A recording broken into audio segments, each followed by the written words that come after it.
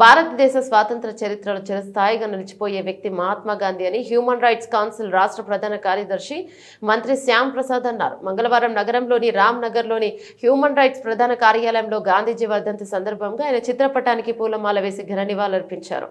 అనంతరం ఆయన మాట్లాడుతూ అహింస శాంతి ఆయుధాలుగా ఉపయోగించి బ్రిటిష్ వారిపై పోరాటాలు చేశారన్నారు. ఆయన్ను స్ఫూర్తిగా తీసుకుని నేటి తరం యువత ప్రజా సమస్యలపై పోరాటాలు చేయాల్సిన అవసరం ఉందన్నారు.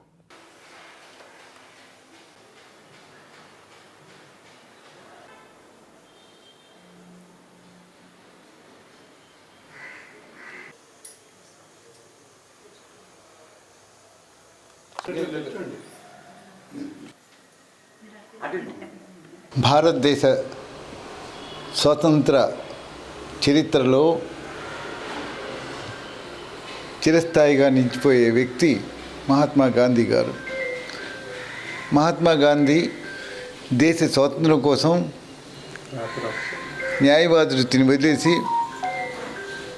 సౌత్ ఆఫ్రికా నుంచి మన భారతదేశంలో అడుగుపెట్టి ఆ రోజు బ్రిటిషర్స్ తోటి పోరాడడానికి ఎటువంటి ఆయుధాలు లేకుండా వాళ్ళ ఉన్నటువంటి అఖండమైనటువంటి ఆయుధ సంపత్తిని ఎదుర్కోవడానికి కేవలం అహింస శాంతి ఆయుధాలుగా ఆయన పోరాటం చేశారు.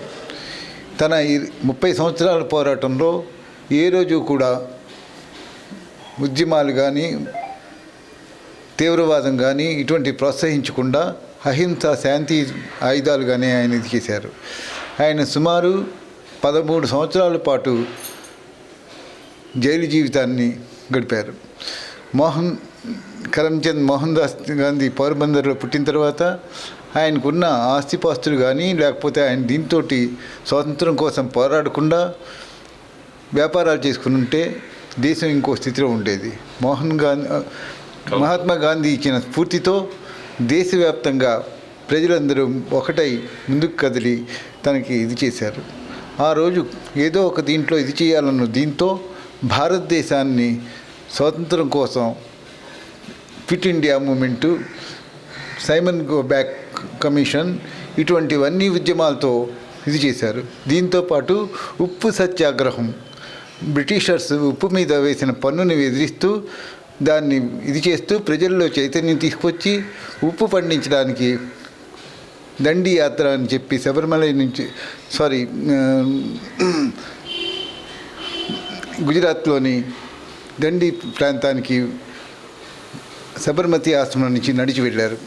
ఆ రోజు వెళ్ళిన దీంతో ఉప్పు సత్యాగ్రహానికి ఎప్పుడైతే ఇది చేశారో పన్నును తొలగించే కార్యక్రమాన్ని బ్రిటిషర్స్ చేశారు. ఇలాంటి వాటిన్నింటినీ ఇది చేసుకున్నటువంటి మహాత్మా గాంధీ స్ఫూర్తి మనకి ఎప్పటికీ ఉంటుంది. ఈరోజు ఆయన వర్ధంతి సందర్భంగా మానవ హక్కుల కౌన్సిల్ నుంచి మానవులందరికీ సమానత్వం, శాంతి, సౌభ్రత్వం కోసం ఆయన ఇచ్చిన పిలుపును అందరూ పాటించాలని మనవి చేస్తూ ధన్యవాదాలు తెలియజేస్తున్నాను.